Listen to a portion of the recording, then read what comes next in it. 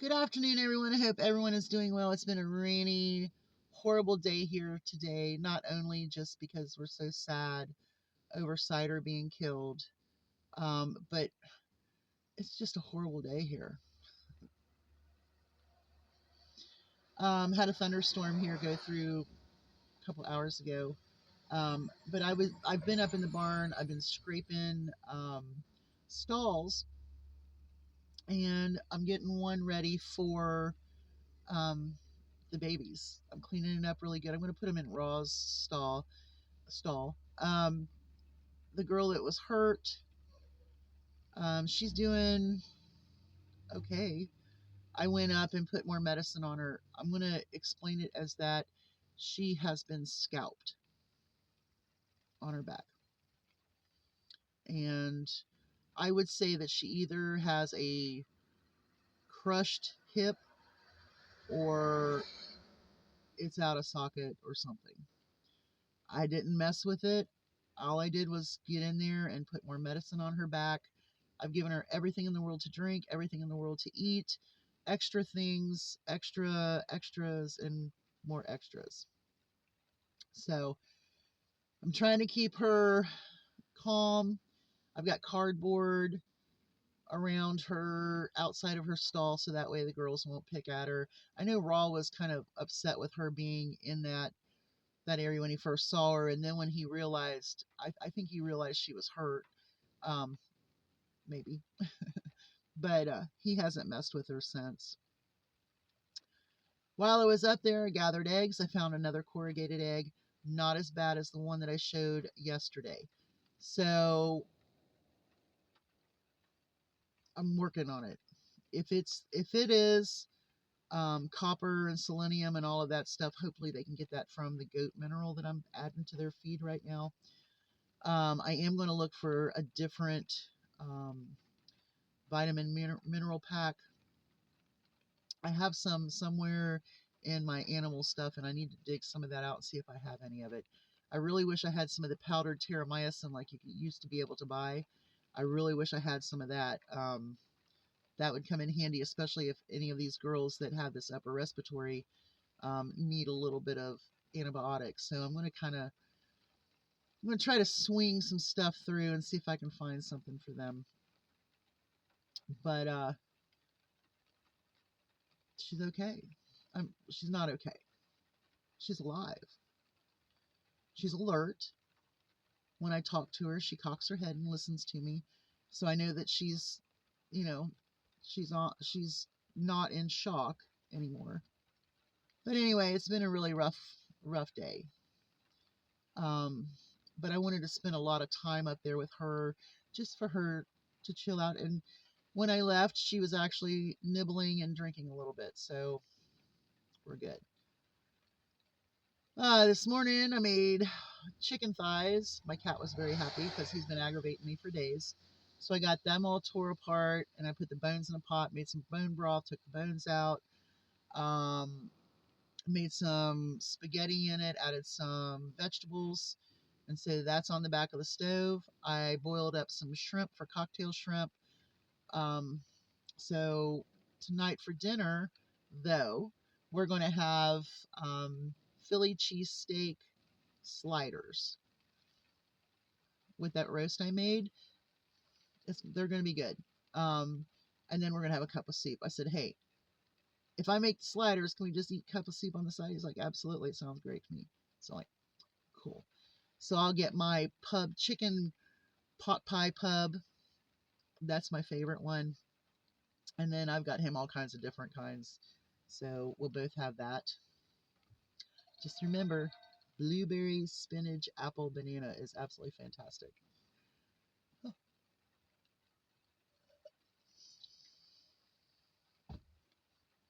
Well, haven't heard anything from about my hatching eggs. I keep looking on the front porch, just hoping that no one just like leaves it. And I'm watching PJ Pajama Bottoms run around this place. I don't know if she's looking for cider. I don't know. She just keeps running around in circles. God love her. PJ Pajama Bottoms has a great feather. She's the one who has the what's it called? Laced feather. She has a laced feather. She is one of mine. She doesn't have the height and she doesn't have the feathering on the legs, and but she does lay an olive egg. But what are we going to do? Well, we're going to hope that we get these hatching eggs and we get a little bigger of a bird and start the line a different way without Cider's line.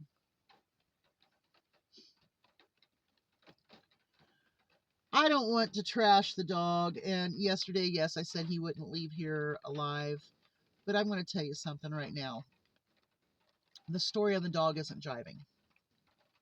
I was in the driveway at 8:30, quarter till 9, and I saw the dog in the driveway of the person who called me. It was with the person that got out of the vehicle that was in the driveway. I never ever thought that the dog was anything other than that, because I thought I recognized the guy, and the guy that I thought it was actually raises German Shepherds. And if that had already happened on the time frame that was told to me, Cider was following me back and forth to the car because I kept forgetting stuff. And she grumbled with me all the way back to the door, and then she grumbled all the way back to the car with me. So it's not matching up. And someone's like, well, you just need to forget it. No, people need to be accountable for what they do. And if he's covering for someone, that's wrong, because I now think that there is a dog that could be on the loose at any time. Okay? Because this dog is going to come back if it gets loose, period. Just like the neighbor dog over there who's killed so many of my chickens. Whenever he's loose, this is Walt Disney World. I had a chicken killing dog, I know. But if it's different than the story that was told to me, then I could actually breathe a little better, knowing that that dog does not belong in this neighborhood and will not be coming back. That's why the truth is important, because I can prepare for that. I can prepare that that dog is no longer a scenario of a predator for my chickens if it actually belonged to the guy it was with in the driveway, rather than someone's dog that's gotten loose. And my husband's like, you're killing yourself, racking your brain. And I was like, I'm going to tell you something right now.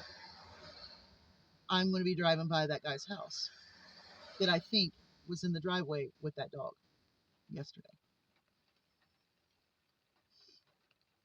I am not right over this. This has really, not only for my own personal, emotional, and psychological and heart-wrenching fact that I absolutely love that bird on a different level than some of my other birds, but the fact that her bloodline and her specific physique and temperament and everything was perfect.